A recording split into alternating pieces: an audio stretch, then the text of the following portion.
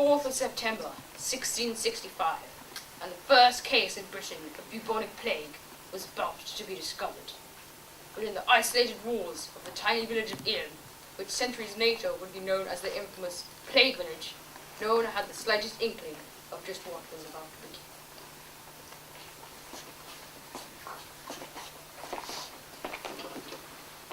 Sophia, my coat. Where's my coat? Get me my coat!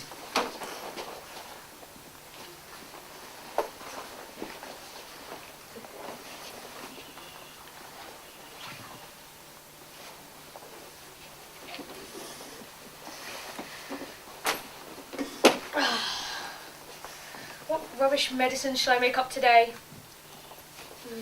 Doctor! Doctor!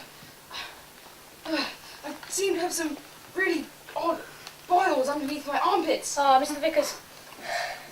I don't suppose they're anything serious, are they? Of course not, my friend. You simply have a very common case of, what's this? Apurish tigobopha. Sprinkle, it says, yes, a ton of salt, and then dunk your head in a bucket of rat's pee for 30 seconds. Should be bright as rain in no time. Oh, thank you, Doctor. You're a pillar to the community. I don't know what we'd do without you. Don't mention it. Sucker. Those lumps were a bit of an oddity. I've never seen anything like it before. Oh well, can't cure everything.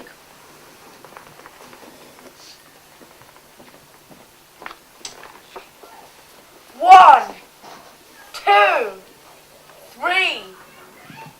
Lucy, where are you, Lucy? Oh, there you are. You found me again, and I've never even hidden here before. Well, it's not the best hiding place in the world, is it? And I could hear you breathe anyway. You always do. It's so unfair. I have very good hearing. I wish Father could come out and play with us once in a while. He's been ever so busy since Mother died, no? Yeah, I know, so do I. But you know, yesterday, Mr. Vickers, the guy in the car who always drives around, Oh, yeah. he came to the surgery apparently and had these big blackest lumps under his armpits, like nothing Dad's ever seen before. What do you think he done? What do you think Dad did? Well, he told me that with all his knowledge, expertise and experience, he gave him the most precise prescription he could have ever given, not knowing what the illness was. I see. It's getting late. I think we should be heading off. Yeah, let's head off.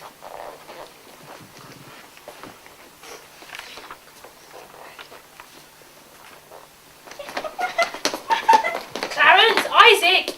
Sit down and have your supper now. Just stop running around. It's getting cold. Yes, Mother. Yes, Mother. And where has your father got to? He was supposed to be back hours ago. He said he wanted to buy a ton of salt. And visit Mr. Jimmerman. What? Salt? We already have a full shaker of salt right here. And what does he want going to the middle of that dodgy old rat catcher for? You know everyone says he takes children in the middle of the night. Well, he said he wanted a ton of salt. And his rat's piss. Oh. That's odd. Oh well. I'm sure he has a perfectly sane reason. Hello, everyone. George! You're soaking wet. And you stink. Yeah, that's because I just used one of Dr. Something's most best remedies ever to rid me of these lumps I had under here. Look at them. Oh, it's still there. That's odd. Well, I'm sure they'll be gone by later. Well, what's for supper? George, you don't look at all well, dear. Perhaps you should go to bed. No, I'm fine. George, I really think you should just go to bed. Okay.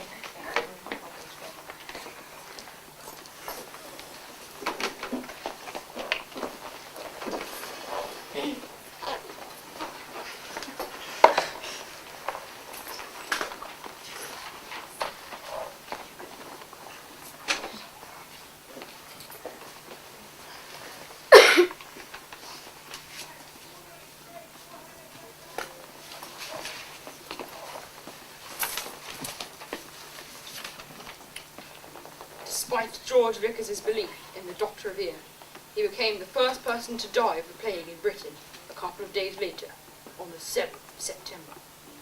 The news came to the doctor as a shock, and as more and more cases were reported every week, he began to feel very guilty indeed about his useless remedies. In the rest of that month, 4 more people were to die of plague, and our story now jumps forward to early October, when the doctor's surgery is even busier than ever.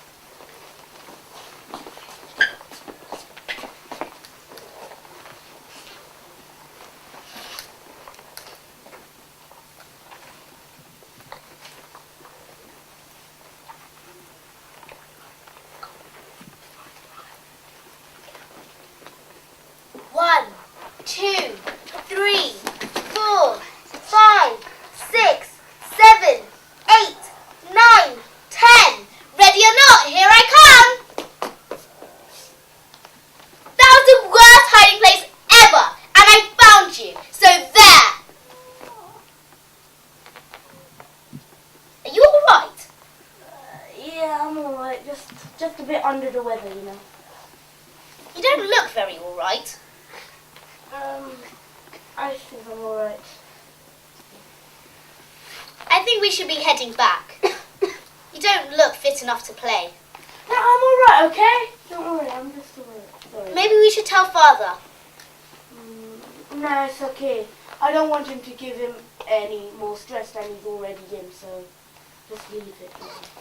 Come on, let's go. Okay.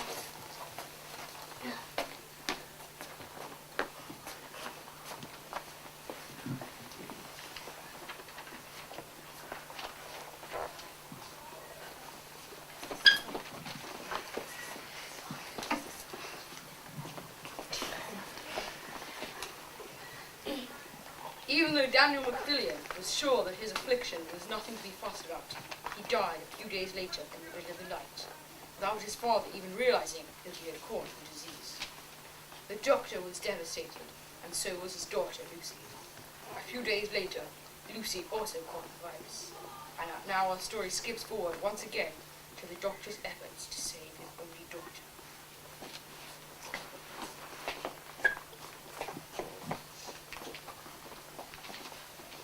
Father! What is it, Lucy? I'm a bit busy at the moment.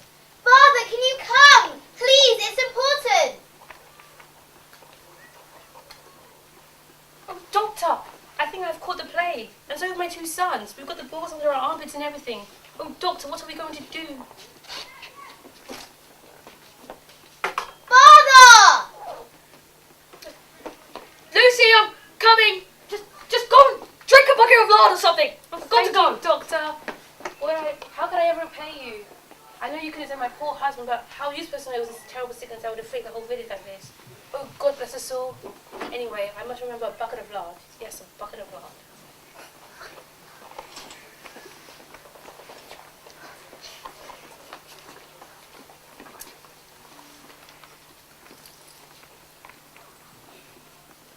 As the doctor reached his daughter in her room, he realized that it was too late for the virus to even be slowed down, and all he could do was sit by her until she died.